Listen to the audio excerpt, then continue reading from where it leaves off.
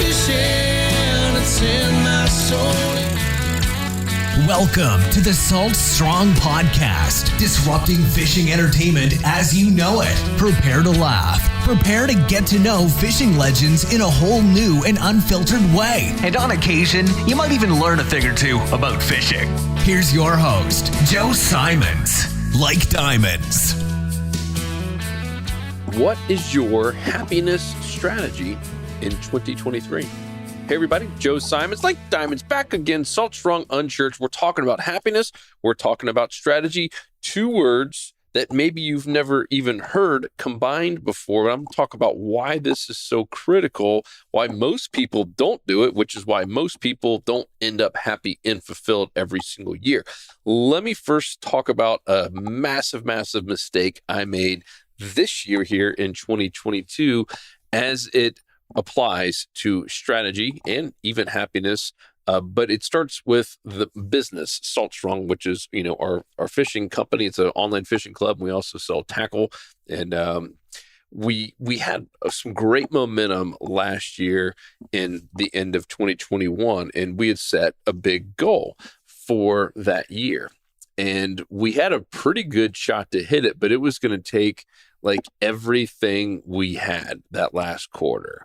So we did, what a lot of small businesses do is we put our heads down and we just went to cranking out content and doing as much as we humanly possibly could to get enough, new insider members and to keep our existing members and to sell tackle that we possibly could. Made a few hires. Like we literally went out guns a-blazing, and no lie, we hit the goal on the very last day of the year.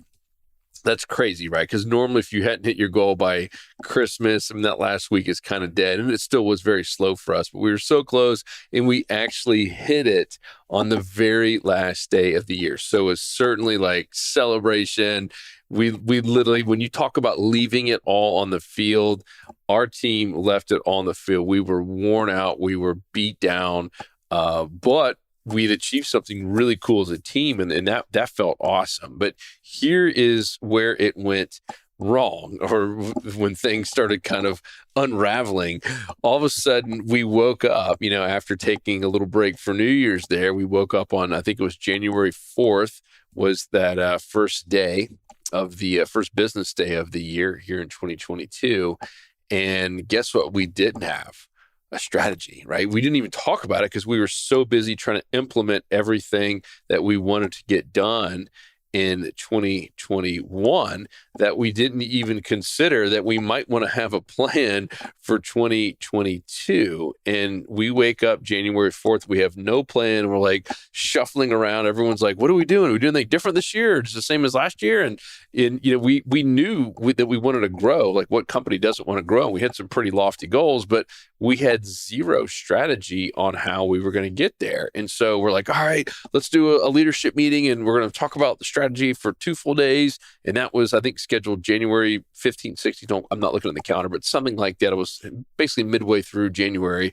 And all of a sudden, like, my family gets COVID. One of their people in the team gets COVID.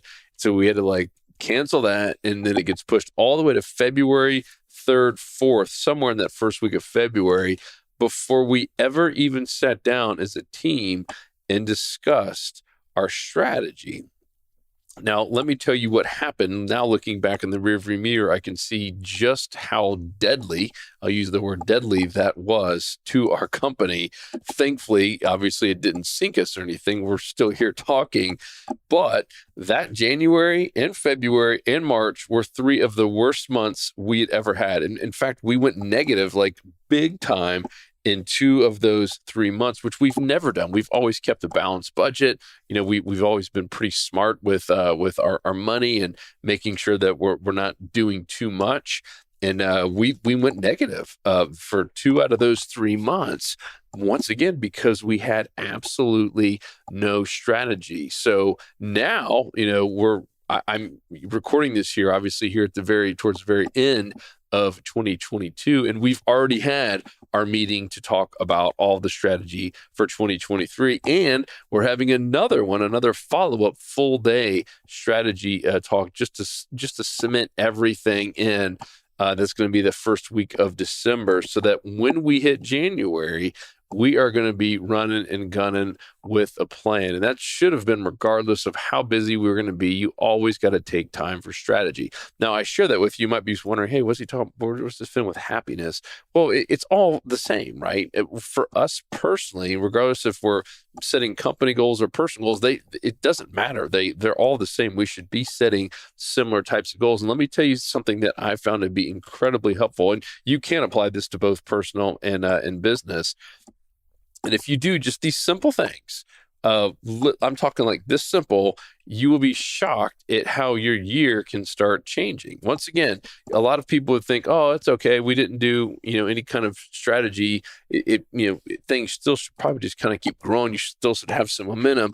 We didn't. We lost it that quickly in the months of January, February, and March, because we literally had no strategy. We had no vision. We didn't know what we wanted to be doing. And so here is a thing that we do in our meetings. It's also something I do personally. And this is something I'm going to urge you to do right now. Like, don't wait like I did until January and all of a sudden get sick. And then it's February, March before you've even thought about it. Your year can literally start just unwinding right before your eyes. So one, write down some goals. Obviously, that's an easy one. What are some goals that you want to accomplish next year? What are some things that are going to make you happy? And do it in this format. I call it the stop, start, continue.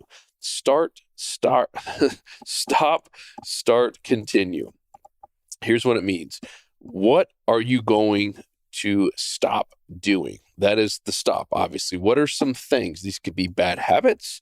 Maybe, I've shared some of my drinking things on the alcohol side. All right, maybe it's going to say, all right, you're going to cut back to only 3 drinks in any given day. It could be 0. Maybe you just need to go sober for a while.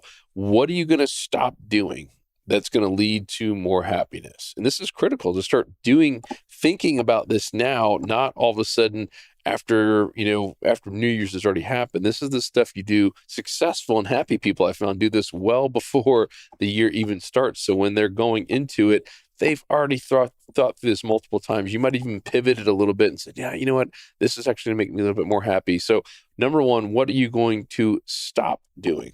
Number 2, what are you going to start doing? What are you going to add, right? Maybe it's working out. Those are things that you would add. Maybe it's eating better. Maybe it's eating more fish. Maybe it's I'm going to start jogging more, or walking with my spouse, or hanging out with my kids more often, or taking my son or daughter out to lunch once a month, or my wife or a husband out to eat once a month, once a week, whatever it is. What are you going to start doing? What are you going to add to your calendar that will bring you more happiness and fulfillment? And then the continue one is what it probably sounds like there. What are you going to continue to do more of? What are things that just worked well, right? It's always good to reflect on the past year. What were some things that worked well, that really did bring happiness to you? Even if you didn't get them to do them as much as you wanted to, all right, what are we going to do more of? What are we going to continue? And that's such a simple exercise. And we have everyone on our team here. They'll be doing it here this next month, of this stop, start, continue exercise. And once again, you can do it personally, and you can do this same thing in business as well. And then I think another big question to ask, and this is more on the defense side, is what could get in the way of all of these things happening, right? Because here's the truth. This is why so many of the New Year's resolutions fail. We have a big plan. We usually think about it last minute, right? Think about it maybe, if you're lucky, in between Christmas and New Year's, but a lot of people are doing it New Year's Eve, like, I'm going to pick this one, or it's just almost an afterthought. And sometimes it's not even well thought out, is problem number 1. But problem number 2 is no one thinks about all the little things that could get in the way of that happening, right? It's the smallest little things can all of a sudden derail your entire big vision of your massive, I'm going to lose 30 pounds, or I'm going to do this, that. I mean, the crazy things that we all tell ourselves. I've literally, I don't think I've ever accomplished a New Year's resolution that I put out there in my younger years, because once again, they weren't well thought out. And some of them were just kind of crazy. And then all of a sudden, lo and behold, something would get in the way, right? for, let's just say it is working out every 5 days a week. That's not, it's just so tough to do that. All it takes is 1 week when you're on vacation or one thing for to happen, getting sick, and all of a sudden it derails that. And it, as you know, it's so tough to get back in that routine. So you have to be prepared for that. So that question, the stop, start, continue, what are you going to stop doing? What are you going to start doing? What are you going to add to your calendar? And what are you going to do more of? What gives you happiness? And then what could get in the way of all this being hijacked? Think through that. I mean, if it's something financial, it could be recession, right? There's a million different things that could go wrong. Think about them in a pragmatic, like realistic, type of way, and what could get in the way of your happiness and all this going right, so that you're prepared for it. And right, question number 2, the follow-up question is, all right, let's just say it's a recession, or you get sick and you do get COVID, the 3rd week of January, and it knocks out all your big plans on losing weight. All right, what are we going to do about that, right? And then have a plan for that. And that's how, battles are won, right? Is, all right, we're going to have a backup plan in case this goes wrong. Here's how we're going to pivot and what we're going to do next. And every time I've done that in the strategy session, both personal and on the business side, it is amazing how much better things go. It rarely does it just go as planned, right? I think that's what I'm trying to get at here, what we kind of expect. That doesn't mean the outcome can't come out as we plan, as we vision, but a lot of times it takes a bunch of different little pivots and adjustments to make it happen. So be prepared for it. Going back to the number one reason that most of these big old New Year's resolutions fail is because people don't anticipate all those little pivots. And the second something seems like it's going the wrong way, they just kind of give up. And if you just stuck with it and dealt with the little pivot, normally you are going to make it happen by taking little bits and pieces of action, which are going to lead to more happiness and fulfillment. So I'm recording this now, right? So you don't make the same mistake I did earlier this year, where all of a sudden it's an afterthought until January already hits. And then you're thinking about, all right, what am I going to do to make me happy here this year? Start talking about it now. Talk about it with your spouse. Talk about it with your kids. Talk about the people who are important to you, right? I mean, and it's exciting, right? To think about, all right, we got a new year. What am I going to do that's going to make me happy? What am I going to stop doing to get out of my life? What am I going to add? And what am I going to continue doing? Maybe it's one big vacation too you want to add in there. Maybe it's learning a new hobby or learning a new language. You just think of the things that make you happy. And then where I'm going to go with this. Write it down. Writing it down is so powerful. Even while these little podcasts, I'm looking over here in my little iPhone, I've got those notes down, right? I write down all this stuff. I personally think you should write it down with a pen and paper, like old school with your hand.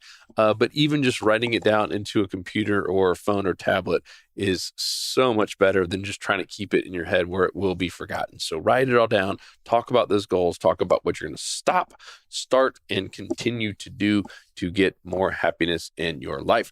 Hope this is helpful. If you guys have any other tips that you have done on finding more happiness or bringing more happiness in your life, let me know. I'd love to hear it. Joe@saltstrong.com, JOE@saltstrong.com. But try this out. Try this happiness strategy. I think you will be blown away at how powerful it can be when you plan ahead and have a strategy. All you business owners out there, anyone who's been part of a leadership team on a business, that's why you talk about strategy. How are we going to do what we want to do next year? Why wouldn't we apply that to our own lives? And I think you know the answer. We should. Love you guys. I'll talk to you on the next episode. 'Cause fishing, it's in my soul. It was pain.